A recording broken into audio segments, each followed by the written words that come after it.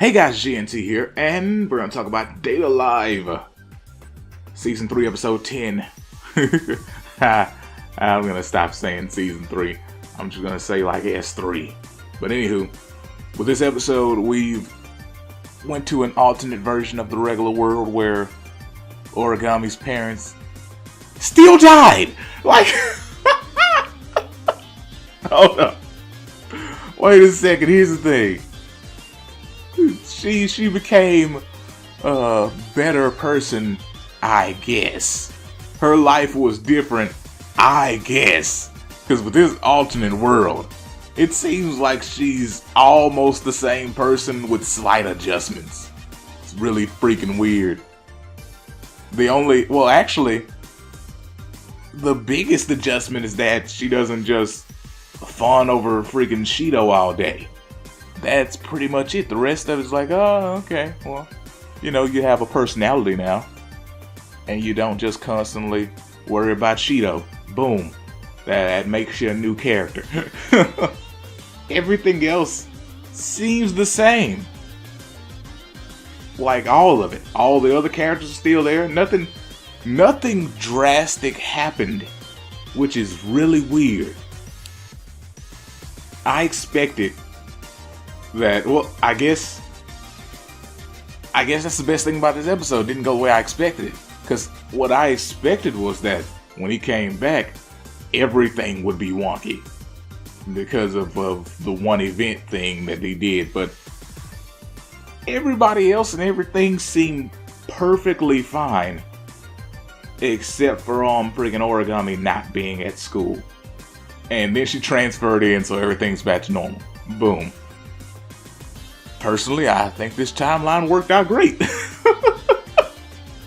Origami has a personality now that's not, smothering and slightly annoying. And besides one thing, like the one thing that messes up this timeline is that she is still an inverse spirit, which I'm just making a guess here. I'm just assuming things.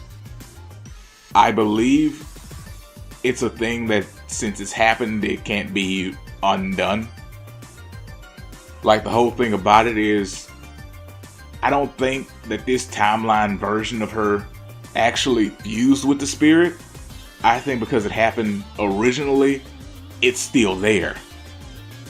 Like even though he changed the way that things happen, it's still there from the pre-existing timeline, and that's why she kind of just zones out when it comes to attack spirits, or at least that's the way it seems.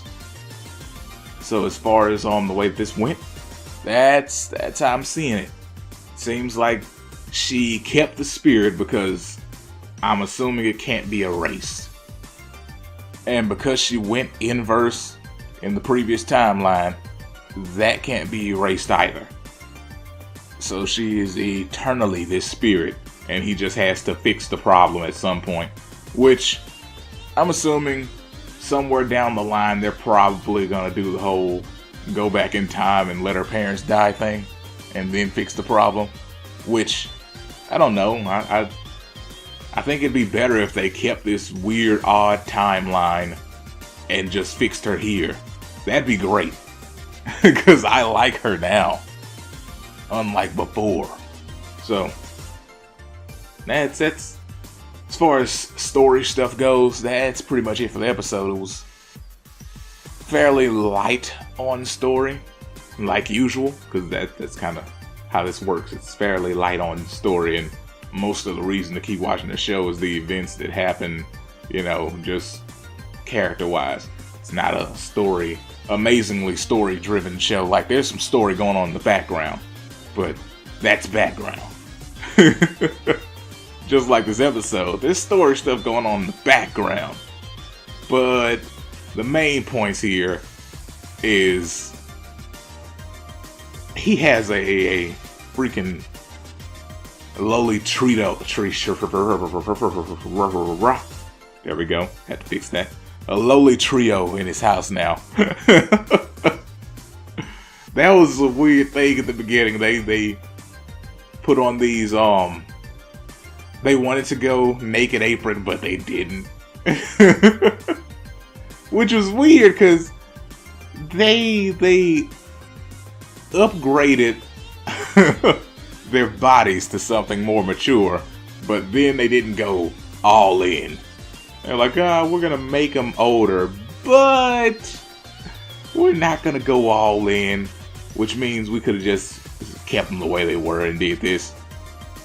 It's a little disappointing, but it's fine. No big deal. And it was a fun little thing to see. Like, I enjoy these fun moments in the show. That's why I watch it. For crazy stuff like this. It makes you laugh. And you get butts and faces. No joke. That's what happened. So, for the most part, that's all I've got for this episode. It was okay. Well, actually, it was better than last episode, so it's above okay. And we actually got Kurumi at the end of the episode, and she was saying how she was gonna shoot Origami to see her memories and whatnot and see exactly how she got there, but then Origami showed up and she put in that work. She turned into, oh, wait a second, that's the thing I was missing. Haha, I knew stalling for time would work. They're calling her Devil now because of that inverse form. And they didn't, well, nobody knows her besides Shido and Kurumi. You know what, whatever. Sorry, I'm messing up. You gotta give me that. I'm just, I get a little excited sometimes and I start to fumble over words and ruin things. So, you gotta let me have that. Anywho, Kurumi and Shido are the only people that remember her, so everybody else just sees Devil, which apparently Origami was still in the AST, so they know of her, but nobody saw this Devil and saw her and thought, this is the same person. Nope. They're like, oh, she was part of AST a while back and she retired. And then Devil showed up. Also, something I said earlier in the video, her parents still die. They just die a year later in a car accident. So it doesn't matter what you do, they still die. It's just that she doesn't feel as horrible about their deaths because it was a car accident, not her killing them, you know? But as far as the episode goes, it was fun. I enjoyed it. I've got some in the oven sizzling, so I gotta go. Hope you guys enjoyed this video. The rating for this would be, I would say, you know what, no, let's give it a 4. Because I actually really enjoyed this. Give it a 4 out of 5. And I will see you guys next time. Peace out and have a great day.